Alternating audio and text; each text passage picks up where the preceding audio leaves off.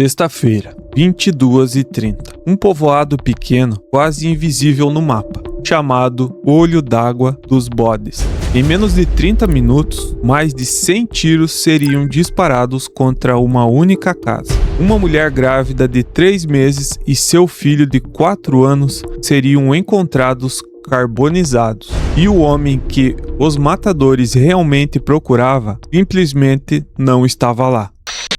São João Batista, Maranhão, 10 de julho de 2026. Essa não é uma história sobre um crime aleatório. É sobre uma dívida de sangue entre facções. Uma mudança de lado que ninguém devia saber.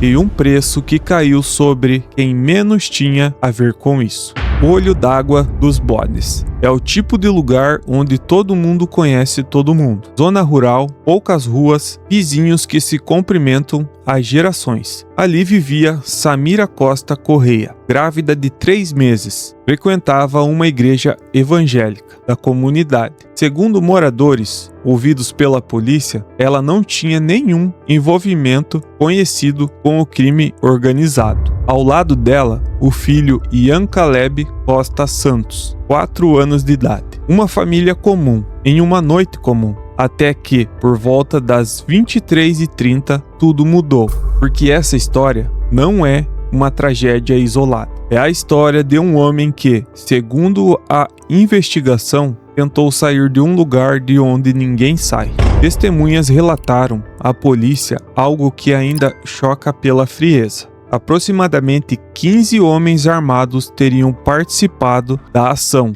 Não um, não dois, mas 15. Eles invadiram o imóvel, efetuaram disparos e em seguida atearam fogo na residência. Mas antes de fugir, o grupo ainda arrombou outros 2 imóveis da mesma família. Levaram televisores, objetos pessoais e foram embora a pé, pela escuridão da zona rural, como se soubessem exatamente que ninguém os interceptaria no campo. Foi um hospital municipal que, ao ser avisado por moradores sobre um incêndio, acionou a polícia militar. Quando as equipes chegaram, encontraram a casa em chamas e dentro dela 2 corpos completamente carbonizados.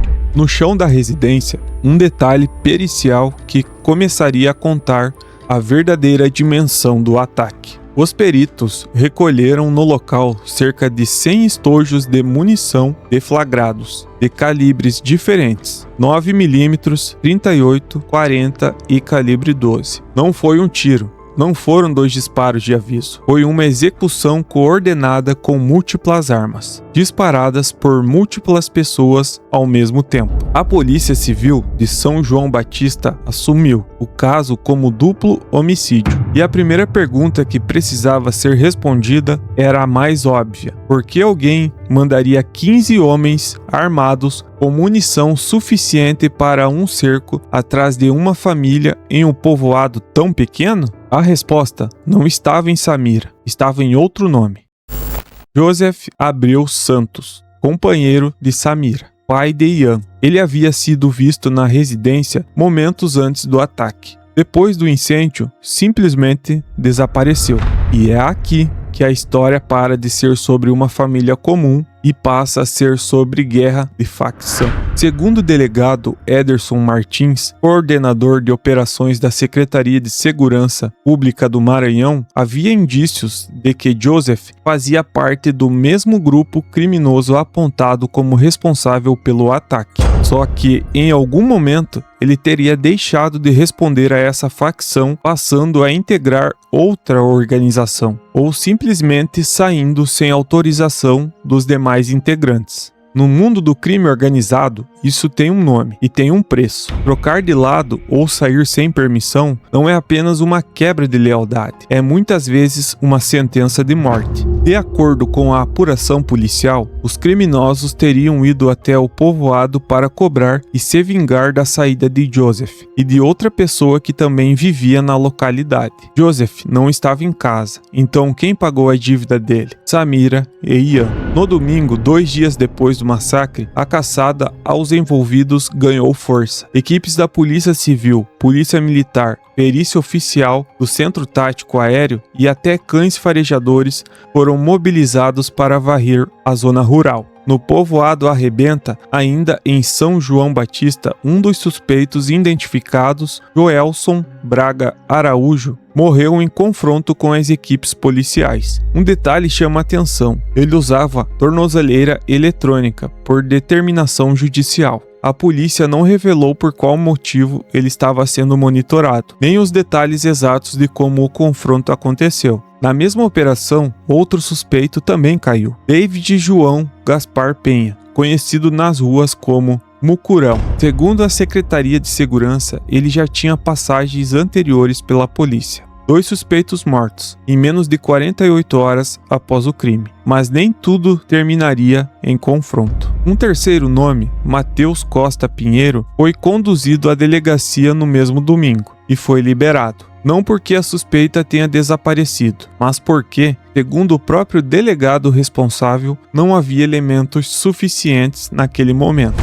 para justificar uma prisão em flagrante. A gente tem que seguir o ordenamento jurídico, explicou a autoridade, mesmo sabendo que, para a comunidade, a sensação era de que a justiça andava mais devagar do que a violência.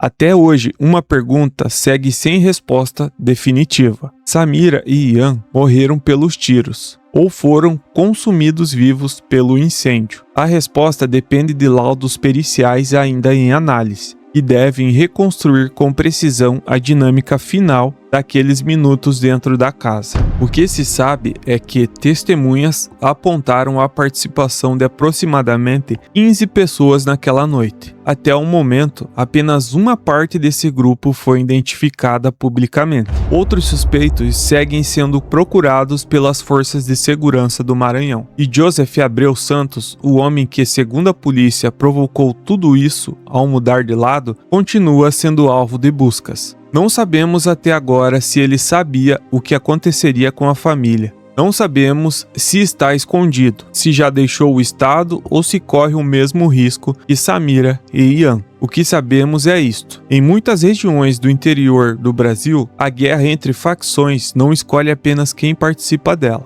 Ela escolhe quem está por perto. Samira ia a uma igreja, cuidava do filho. Não tinha, segundo os relatos colhidos até agora, absolutamente nada a ver com o mundo que a matou. Ian tinha 4 anos, a idade de aprender a andar de bicicleta, não a idade de virar estatística em uma guerra que nunca colheu. O inquérito segue aberto. A Polícia Civil do Maranhão continua reunindo provas, testemunhos e laudos periciais para reconstruir cada segundo daquela noite. E para responder a uma pergunta que a comunidade de Olho d'Água dos Bodes talvez nunca aceite como resposta suficiente. Por que uma dívida que não era deles precisou ser paga com as próprias vidas?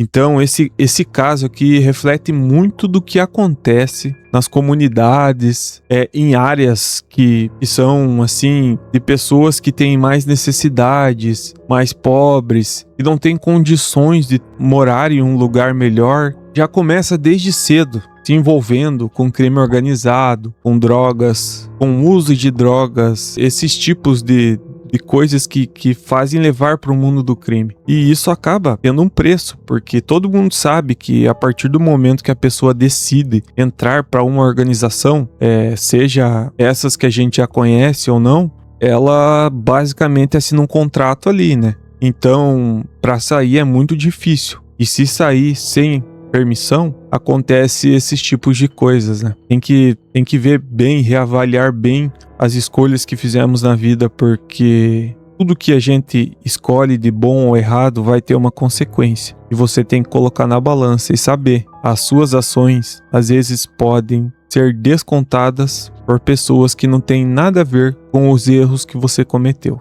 Então, provavelmente esse homem aí agora vai ficar sendo perseguido por essas facções e vai ter que carregar agora na mente dele 2 mortes que ocorreram por culpa dele. E a polícia tome, iniciativa e vá atrás dessas pessoas que fizeram isso, porque uma criança tão pequena e uma mãe que não tinha nada a ver com o assunto tiveram que pagar com suas próprias vidas. Mas então é isso. Deixa aqui embaixo nos comentários o que você achou do vídeo. Se tiver mais algumas atualizações sobre ele, eu vou estar trazendo aqui no canal também. Vai ter uns links aqui embaixo com alguns livros e equipamentos que uso. Se você quiser dar uma olhadinha, é só rolar para baixo aí, que vai estar na descrição. Deixa seu like, se inscreva no canal e ativa o sininho para não perder nenhuma novidade. Toda semana tem vídeo novo e vocês vão gostar. Então, seria isso. Até mais, pessoal.